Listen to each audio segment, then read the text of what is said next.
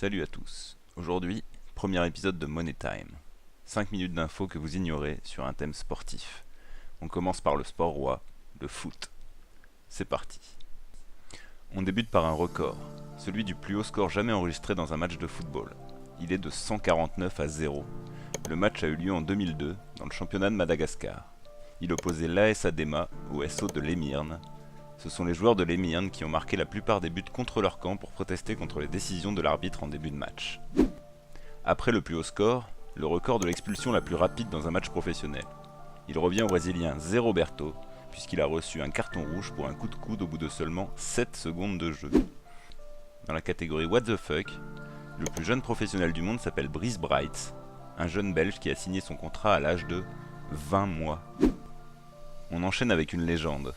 Le gardien qui a marqué le plus de buts pendant sa carrière n'est autre que Rogério Ceni, gardien mythique de Sao Paulo.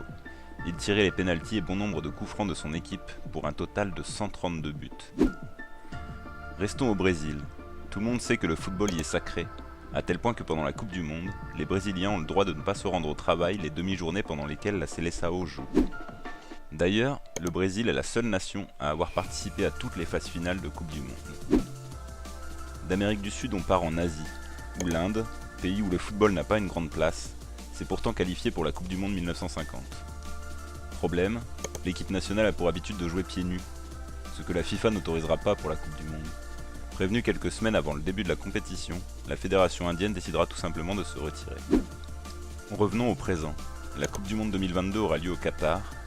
Malheureusement, les travaux nécessaires à sa préparation ont déjà coûté plus de vies que les attentats du World Trade Center, en raison des conditions de travail horribles des travailleurs immigrés. Un État qui n'y participera pas, le Vatican, un des plus petits États du monde avec moins de 1000 habitants, possède pourtant sa propre équipe de football international.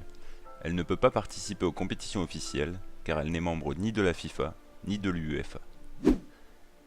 Autre légende.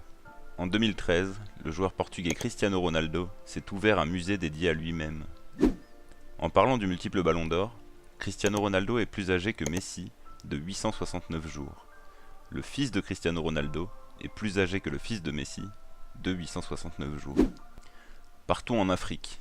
En 1998, lors d'un match de football au Congo, la foudre a tué net les 11 joueurs d'une même équipe, laissant les 11 joueurs de l'équipe adverse indemnes du massacre.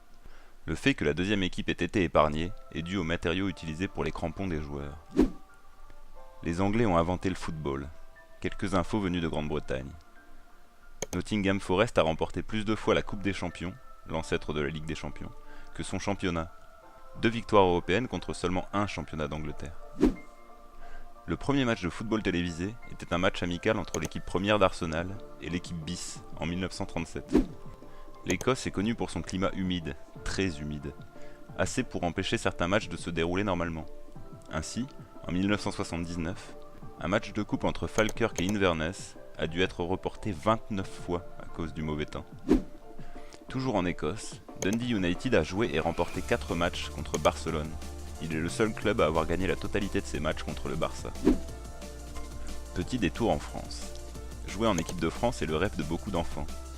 Franck Jurietti, alors défenseur des Girondins de Bordeaux, l'a réalisé de justesse, puisqu'il entra à 5 secondes de la fin d'un match contre Chypre en 2005 et ne sera plus jamais sélectionné. Retour en Amérique du Sud, au Pérou cette fois. Le premier but de l'équipe nationale pendant le match de la qualification pour la Coupe du Monde 2018, inscrit par Jefferson Farfan, provoqua l'euphorie générale et les 50 000 supporters présents au stade à Lima se mirent à sauter à l'unisson, ce qui déclencha le système de détection des tremblements de terre de la ville.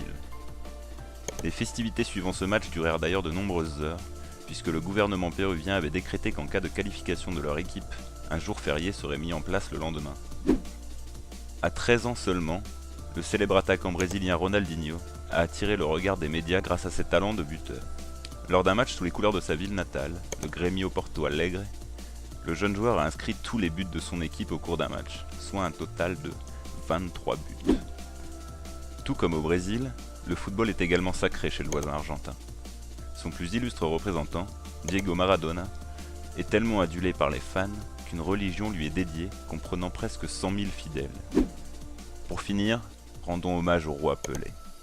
Alors qu'il jouait pour le Cosmos de New York, Il était pris d'assaut à la fin de chaque match par tous ses adversaires qui rêvaient de rentrer chez eux avec la tunique du dieu vivant du foot. Son club a alors pris une mesure inédite. Promettre aux autres équipes du championnat de distribuer après chaque match une trentaine de maillots de la star pour pouvoir quitter le stade tranquillement. Voilà pour ce premier épisode. Si ça t'a plu, n'hésite pas à le partager, et si tu veux en voir plus, abonne-toi.